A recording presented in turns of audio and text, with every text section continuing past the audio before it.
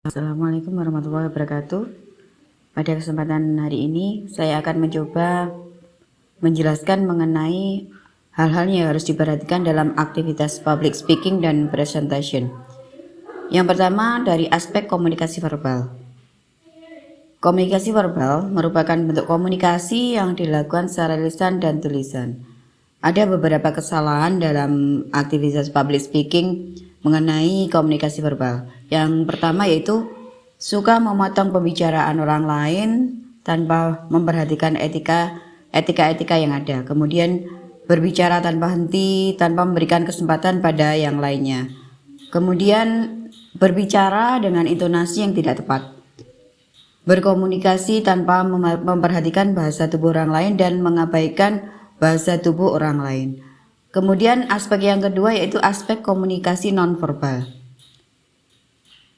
Beda komunikasi verbal dan nonverbal yaitu komunikasi verbal dilakukan dengan menggunakan lisan, sementara komunikasi nonverbal biasanya dilakukan dengan menggunakan isyarat dengan memanfaatkan gerak tubuh, mimik, intonasi serta gaya bahasa.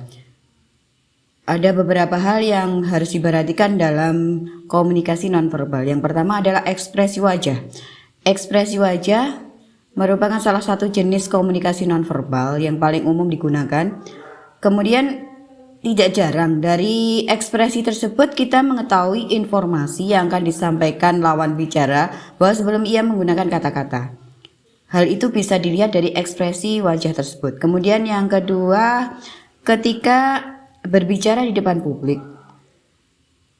maka hal yang menjadi perhatian utama dari audiens adalah ekspresi wajah pembicara. Maka dari itu pembicara dapat menggunakan ekspresi wajah dengan bijak untuk menyampaikan informasi secara lebih menarik. Kemudian yang ketiga adalah aspek intonasi dan artikulasi. Artikulasi adalah berhubungan dengan cara mengucapkan kata-kata atau ejaan atau pelafalan. Kemudian untuk intonasi sendiri berhubungan dengan tinggi rendahnya pelafalan sebuah kalimat saat kita berbicara.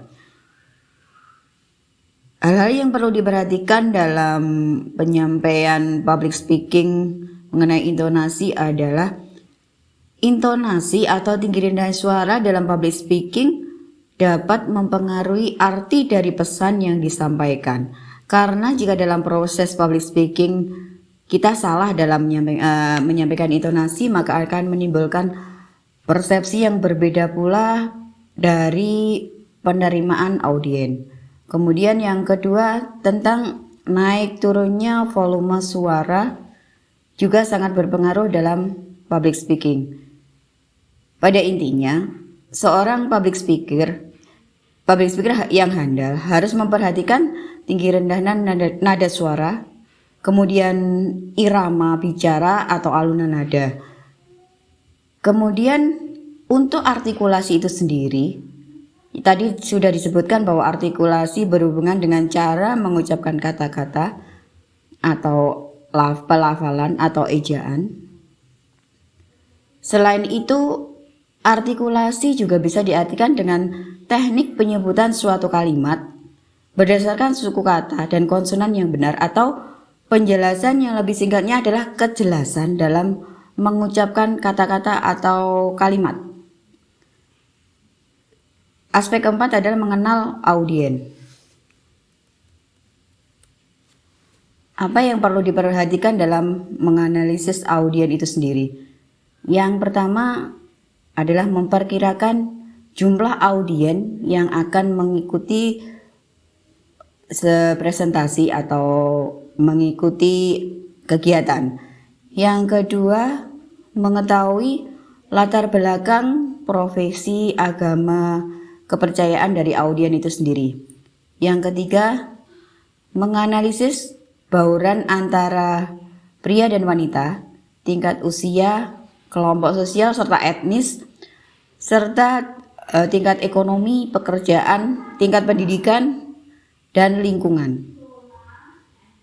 Kemudian yang keempat adalah aspek persiapan materi. Penguasaan materi ini penting karena saat kita bisa menguasai materi, maka akan menimbulkan rasa percaya diri dan tampil lebih meyakinkan di depan audien. Cara-cara untuk agar persiapan materi itu lebih baik adalah yang satu, kita harus lebih sering membaca atau mencari sumber sebanyak mungkin, karena semakin banyak pengetahuan dan wawasan, maka kita akan percaya diri dalam melakukan public speaking. Yang kedua adalah menuliskan secara lengkap pidato atau apa yang akan dipresentasikan.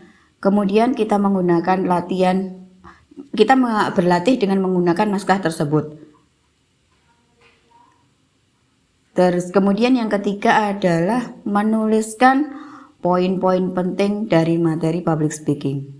Buat garis besarnya saja yang kemudian akan kita buat contekan saat kita melakukan public speaking. Demikian tadi jawaban dari saya. Terima kasih. Wassalamualaikum warahmatullahi wabarakatuh.